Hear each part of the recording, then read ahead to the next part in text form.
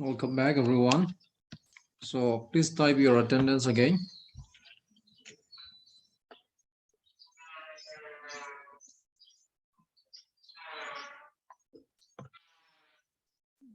So I hope my PPT is visible.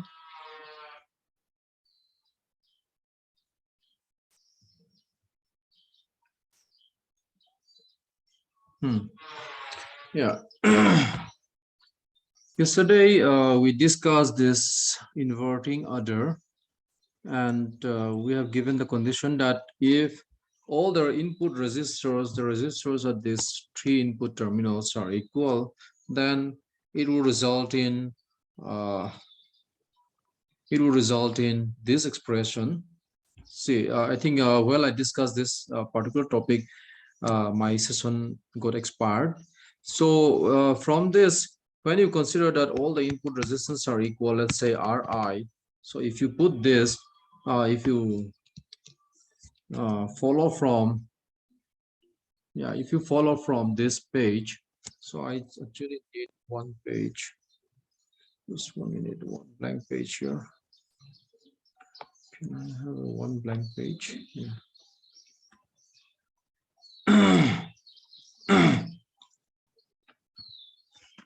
So by putting all these input resistors to be equal to a certain value called Ri here, from this expression, it will result in minus of V naught upon Rf equals to Vi1 first input signal upon Ri plus Vi2 upon Ri plus Vi3 upon Ri.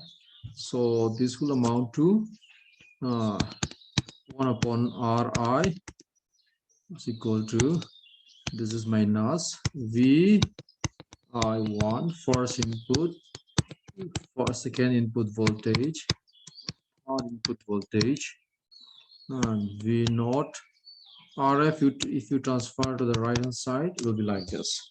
So again, if you consider the situation like if you put the input resistance and the feedback resistors to be equal, Ri is equal to Rf, then it will result in what? Output voltage will be inverting, right? So minus of summation of all the input voltages, minus of summation of all the input voltages. So therefore, because of this minus inverting signal here, output and input are like having opposite polarity. So and it results in addition of all the input voltages here. Output is a result of the addition of all the input voltages, but with a change of sign. So therefore, this configuration is called inverting order. It performs addition of this voltage signal, which are given here at the input terminals. So I'll move on from there. Now, let us first try this second problem. What is the output of the circuit given below? So if you look at this, your RF here is 70 kilo ohm. RF is 70 kilo ohm, and your R input 1 is equal to your second input is equal to your third input resistance Ri3. They are all equal to 10 kilo ohm. Okay, they are all equal to 10 kilo ohm. Therefore, the formula you are going to use here is this. Okay, the formula I'm going to use here is this, because from the circuit you see that this circuit is your inverting order. This circuit is your inverting order. So from this formula, V naught is equal to minus of Rf upon Ri. V naught is equal to minus of Rf upon Ri. And there is a summation of all the input voltages. Vi1 plus Vi2 plus Vi3, like this. Rf is your feedback resistor is 70 kilo ohm, and your input resistance is 10 kilo ohm, and the voltages, the first signal voltage is plus 5 volt, the second one is minus 3, the third one is plus 1. So it's going to be like 5 volt minus 3 volt plus 1 volt. So this is going to be 7. 5 plus 1 is 6, minus 3 is 3 volt. 7 into 3 volt. 3 times 7 is 21 volt. Okay, 3 times 7 is 21 volt. So this is going to be your output voltage.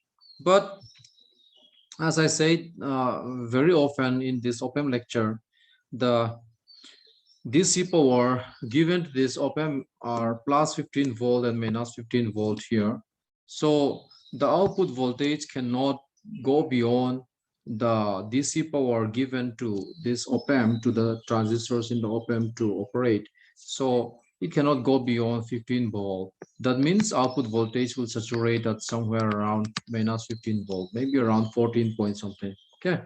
So it's safe to say that the output voltage saturates at minus 15 volt.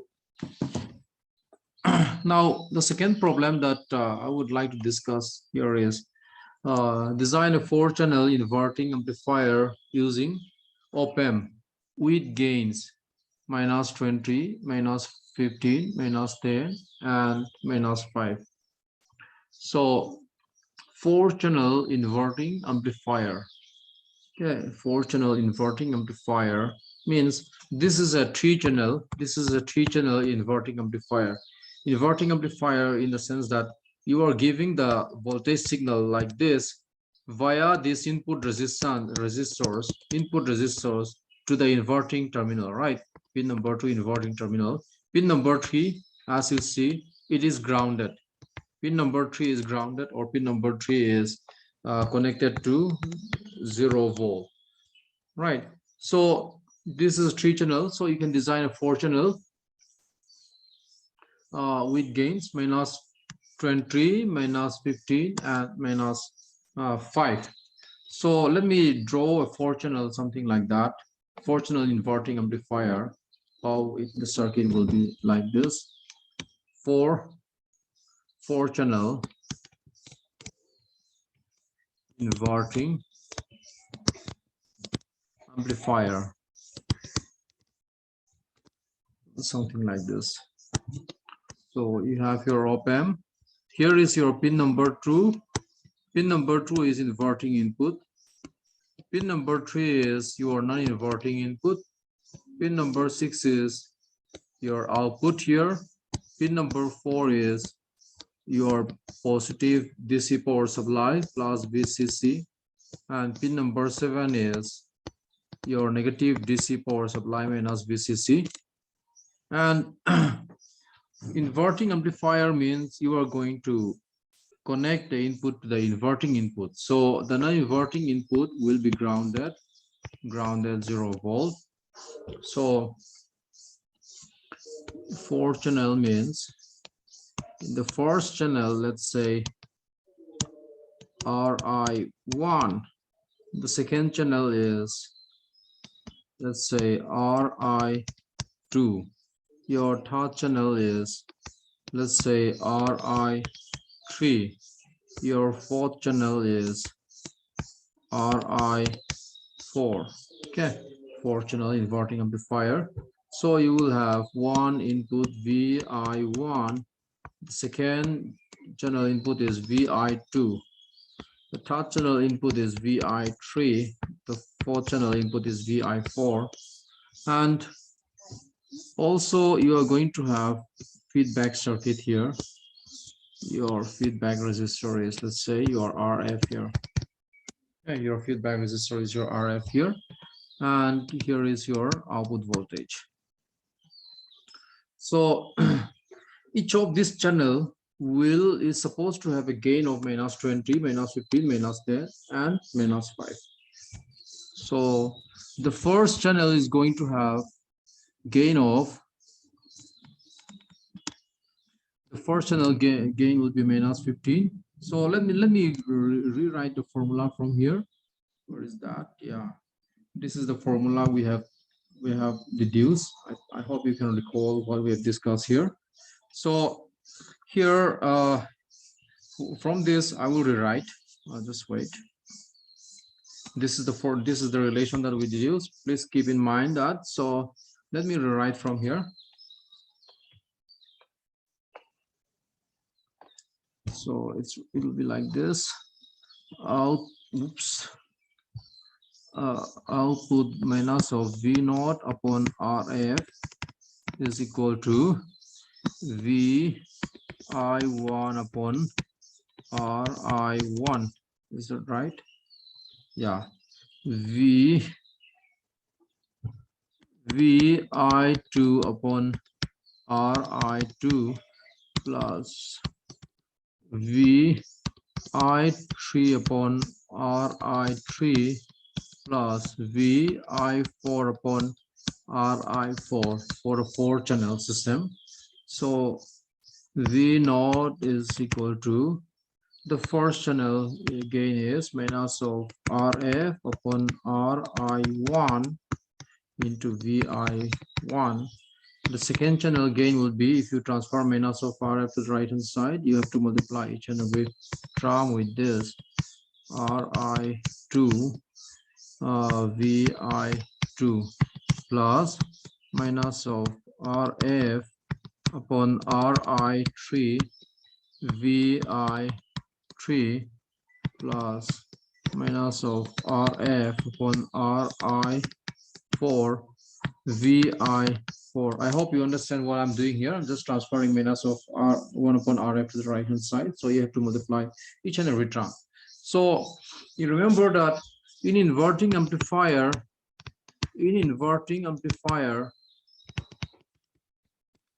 single channel means only one input.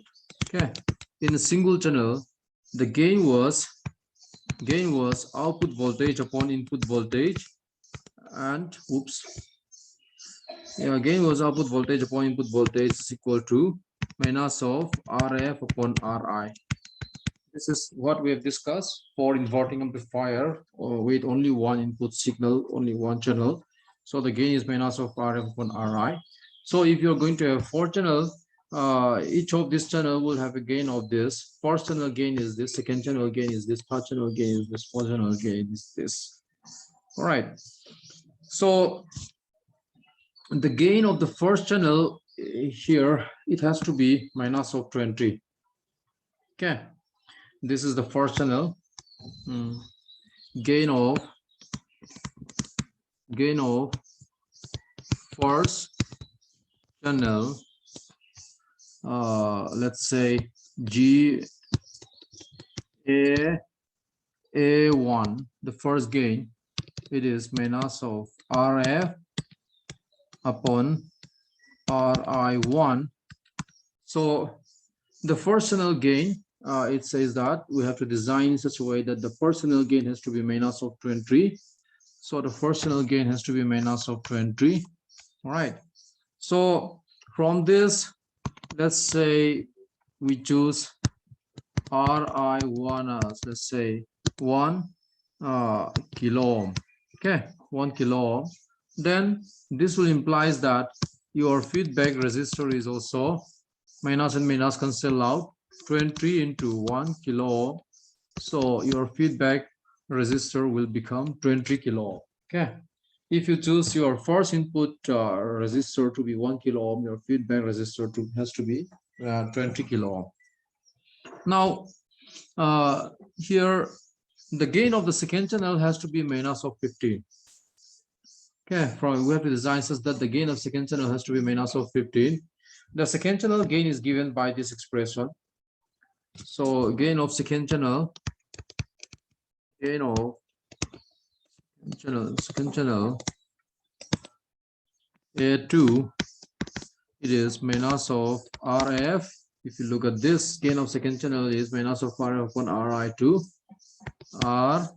RI2 This has to be as per our desire requirement. This has to be designed such that this is minus 15. So this gain has to be designed such that this is minus 15.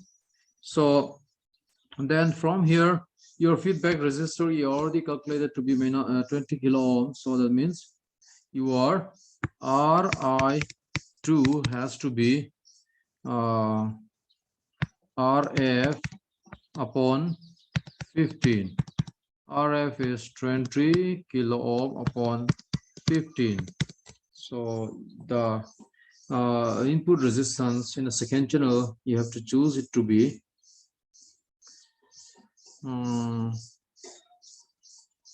just a minute, let me calculate it using calculator. 20 divided by 15, 1.33 kilo ohm you have to choose. All right, and gain of third channel,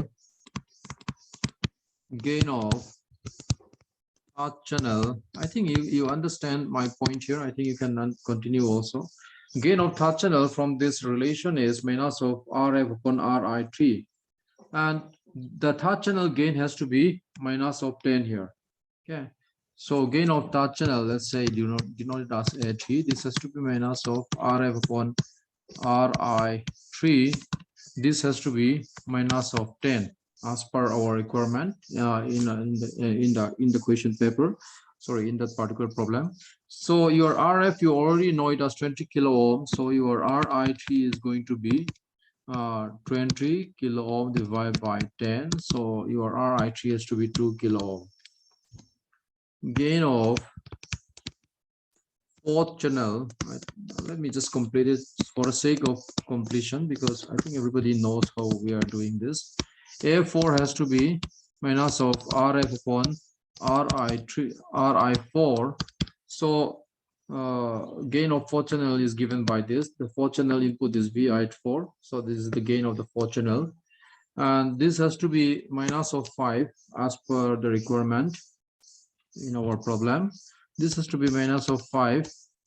So again, your Ri4, the input resistance you have to feed there, you have to insert in that fourth channel has to be RF upon 5. This is 20 kilo ohm upon 5, so 4 kilo ohm. So like that, yeah. What we now find out is that here in this four channel system, if I put this as a 1 kilo ohm, this has to be 1.33 kilo ohm, and this has to be 2 kilo ohm. 2 kilo ohm, you have to put 2 kilo ohm, and here you have to put 4 kilo ohm, and for the feedback resistor you have to put 20 kilo ohm. So if you put all these resistors value, then you will get the desired 4 channel inverting amplifier, right?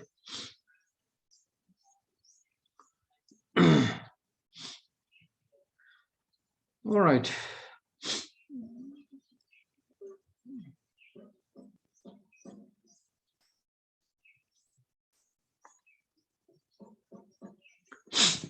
Okay, so let us move on.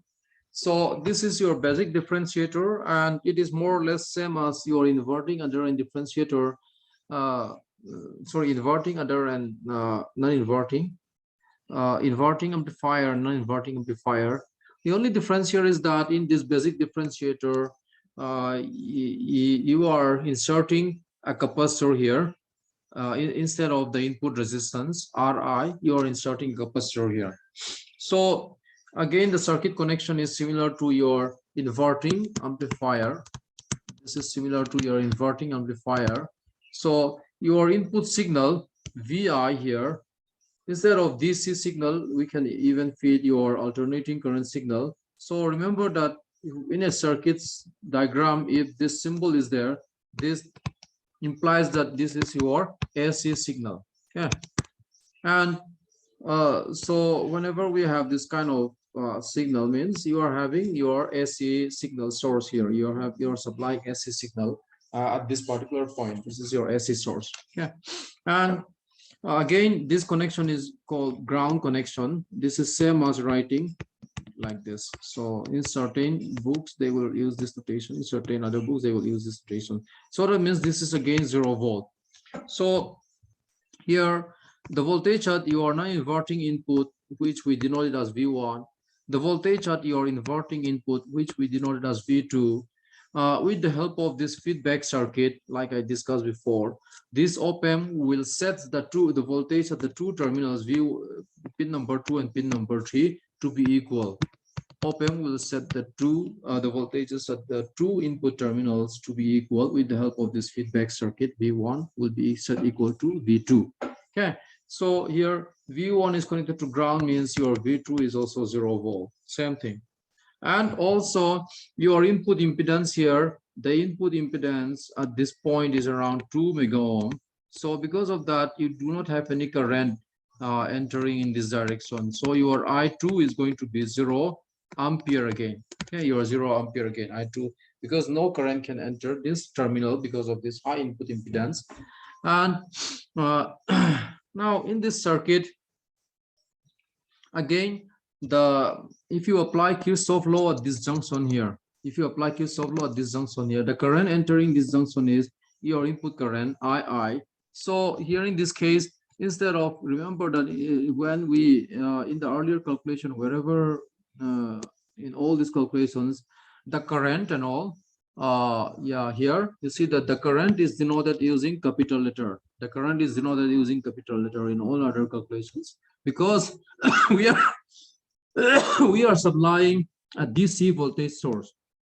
So this is your DC voltage source symbol. One side is positive, another side is negative. This is your DC voltage source. So DC current is denoted using capital letter. Okay, in most this electronics notation, DC current is denoted using a capital letter, and your DC source is denoted like this. All right, now here in this basic differentiator, we can supply this AC signal. So for the AC signal, instead of using V capital letter, we are using small v here. And also the AC current is denoted using small letter I. The feedback current is also denoted using small letter I with a subscript of F. So if you look at this point here, the current entering this inverting the current entering this op-amp via this inverting input pin number 2 will have to be 0 because of the high input impedance. So applying Kirchhoff law here, again you will conclude that your II will be equal to your IF. Okay. So what is IF here? IF is the current passing through this feedback resistor. So what will be the current passing through this feedback resistor? It will be equal to the potential difference between these two terminals, the left side potential and the right side potential. Potential difference between these two terminals divided by the resistor. So on the left side, the potential at this point is your V2. So V2 minus on the right side potential at this point is your V0, as you can see here. So this is your V0 and this is V0 divided by your RF. All right, again your V2 is 0, so your IF will be equal to minus of V0 upon RF. Now what is your II here? II is the current passing through this capacitor. So you know that across this capacitor, the charge that can accumulate, the charge that can be stored, or the instantaneous charge across the capacitor will be equal to Q equal to C capacitance. Q equal to CV, I think you remember that. Q is the charge that is accumulated across the capacitor. C is the capacitance. V is the potential difference across the capacitor. So if you supply something like this, suppose you have a DC voltage source, capital V, and connect a capacitor here, if the capacitance is C. So the charge that would be accumulated here, Q will be equal to C into potential difference between the two plates of the capacitor CV. Now, instead of using this DC signal here, now you see that we are using AC signal. So if we are using alternating current signal, something like this. See, during the positive cycle of an alternating current signal like this, positive charges will be accumulated here and negative charges will be accumulated here. During the negative cycle, the polarity of the voltage will reverse, and the capacitor also will undergo discharge and all. So the polarity is just that the lower side is positive, the upper side is negative, so it will become positive charge accumulation will be taking place in this plate of the capacitor. On the other plate of the capacitor, negative charge will be accumulated. So the charges that will be accumulated across the capacitor plates, it will be varying with time. It varies with time. Okay. So in the case of alternating current signal, the charge that can accumulate, the charge that is stored across the two plates of the capacitor, it varies with time. All right.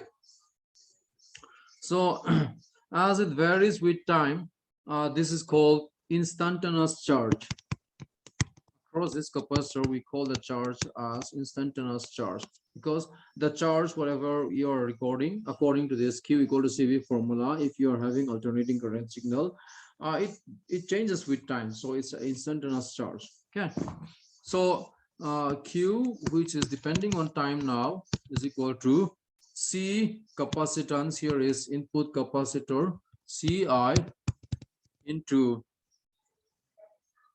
voltage is the potential difference between across the two plate of the capacitor. So on the left hand side of the capacitor, you have the signal. On the right hand side of the capacitor, you have V2.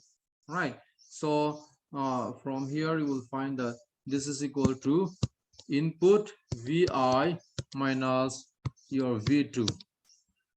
So Q, which is depending on time, Ci, Vi, your V2 is 0, right? V2 is 0.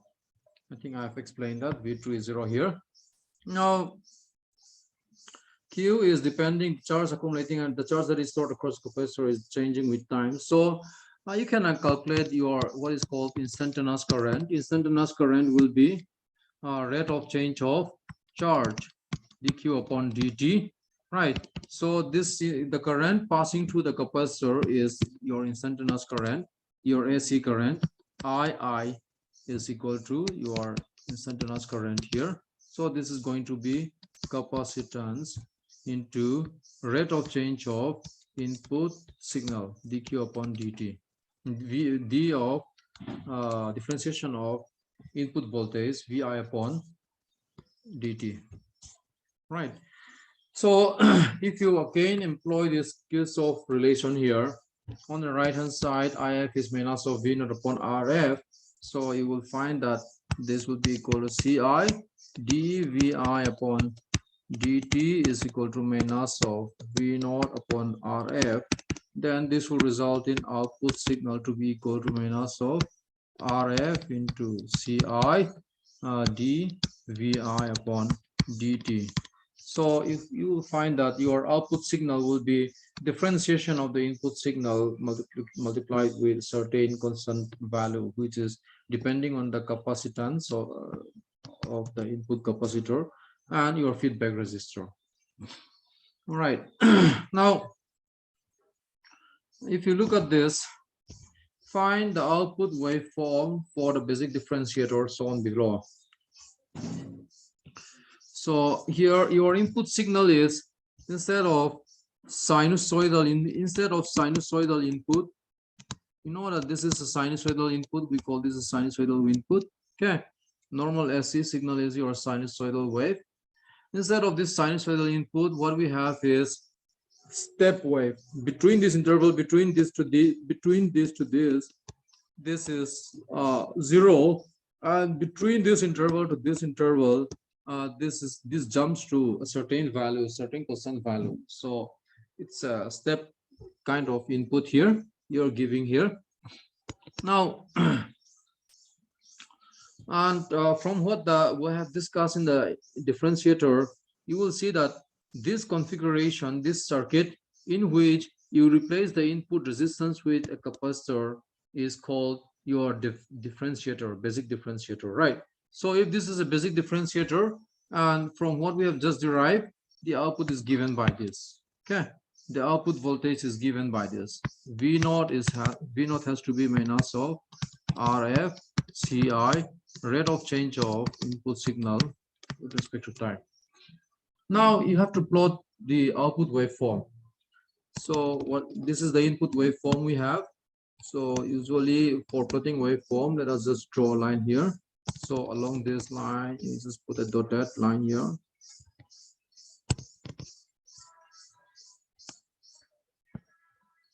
Okay, V naught.